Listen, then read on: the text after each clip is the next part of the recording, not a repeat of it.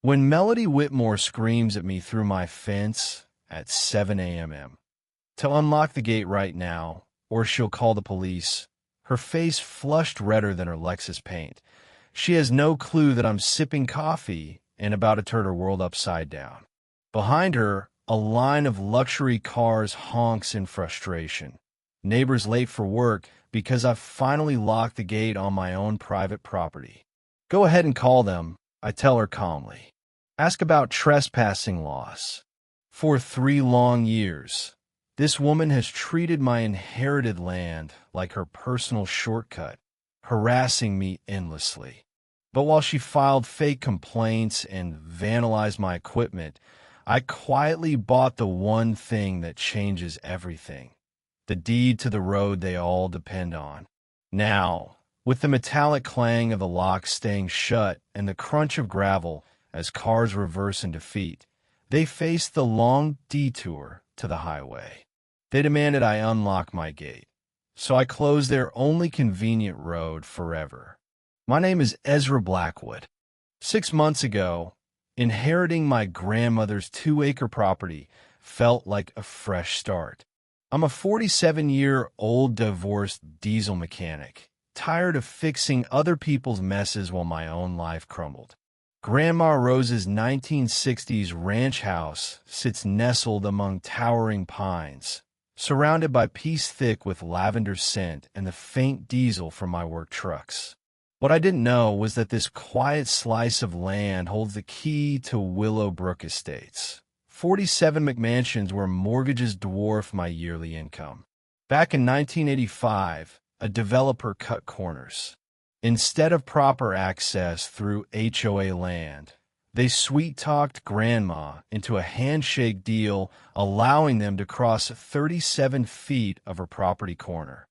No paperwork, no recorded easement, just neighborly trust. Grandma added the gate in 2019 after vandals hit her garden shed 3 times. She gave the code to emergency services and the post office.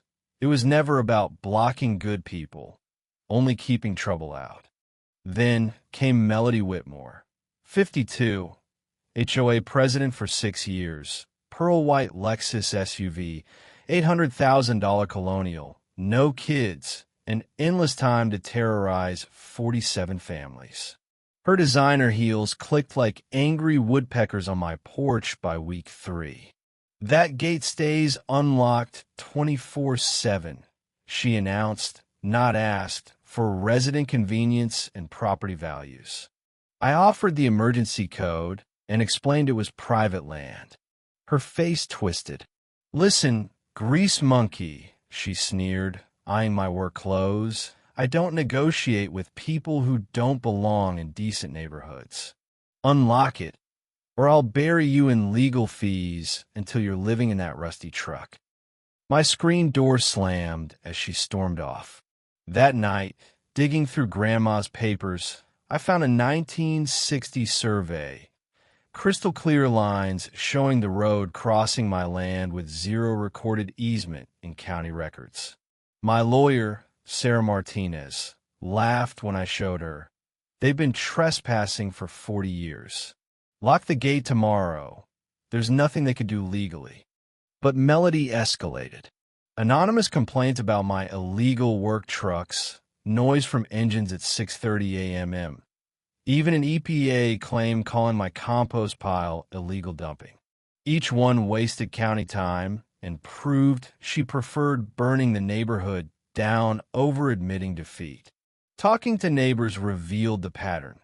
Dorothy Chun fined $300 for Christmas lights up past January 2nd.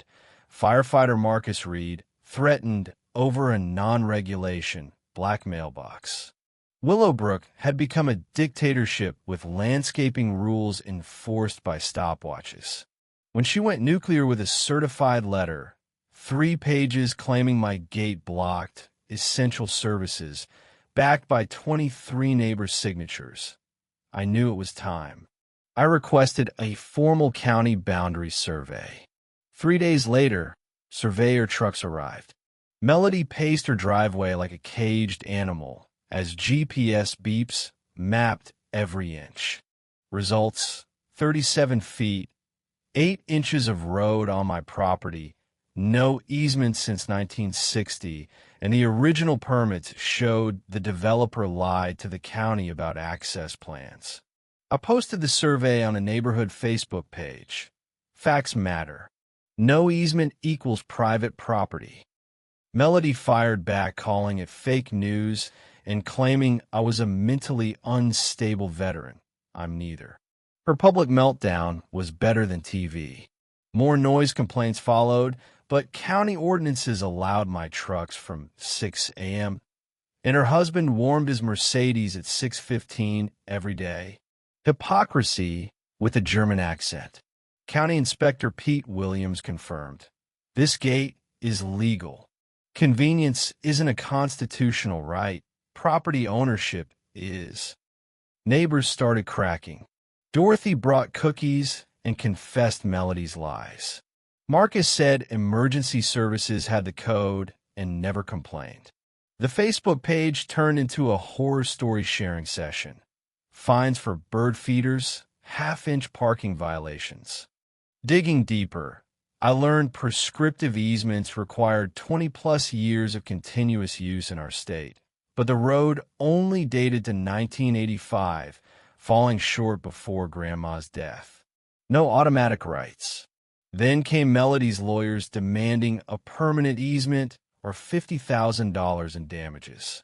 Sarah called it a slap suit, designed to scare me into settling. Instead, we filed a quiet title action.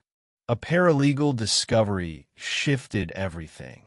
The 1985 permits proved developer fraud, building on land they didn't own and never filing easements. Willowbrook had violated county codes for 40 years. Melody's HOA meeting to fund her legal defense turned into a revolt. Half walked out calling her a dictator. I started closing the gate during rush hours, waving cheerfully as cars U-turned. Pressure mounted. Families offered bribes for access. I declined. Charging could create commercial use patterns and complicate rights. Word spread. This was about principle, not money. Neighbors apologized for believing her lies. Then came the bombshell. Unpaid contractor bills, hidden debts, embezzlement totaling $87,000 over 2 years. Forged signatures, fake invoices, personal expenses charged to the HOA. A mechanic's lien threatened foreclosure on common areas, playground, trails, entrance. Melody's war wasn't about the gate. It was covering financial crimes. We built a coalition. Dorothy's underground network, Marcus's municipal contacts, Janet's forensic accounting, contractor Miguel Santos's documentation. A tax auction loomed for a 1.2-acre strip, including the main road, delinquent from an old estate. For under $20,000, I could own their infrastructure. Melody tried cash bribes, $30,000 from Brad, smear campaigns, false reports, even a botched 3 a.m. break-in caught on camera. Her Facebook rants spiraled into conspiracy claims. The HOA meeting became her meltdown. 31 households petitioned for my rights and her removal. Auction day, courthouse steps, news crews, Melody clutching a check. Bidding climbed. Her desperate $25,000 met my calm $30,000. Sold to me. That evening's emergency HOA meeting exposed her crimes. Unanimous vote removed her. I offered reasonable access. $35 per month per household for maintenance. Guaranteed emergency access. Professional management. Standing ovation. Melody and Brad pleaded guilty to embezzlement, false reports, attempted burglary. She got 18 months, he probation. Restitution stretched years, but insurance covered most damage. New board under Dorothy brought transparency. Monthly reports, recorded meetings, approval for big spends. 6 months later, Willowbrook healed. Permanent easements signed, roads paved with surplus funds, property values up. We started the Blackwood Community Scholarship in Grandma's name. First recipient, Elena Santos, studying law to prevent HOA abuse. Now I sit on the porch with coffee, watching neighbors wave through the gate that started it all. Kids play safely, families breathe easier. Ordinary people stood up, facts won, and bullies lost. Your turn.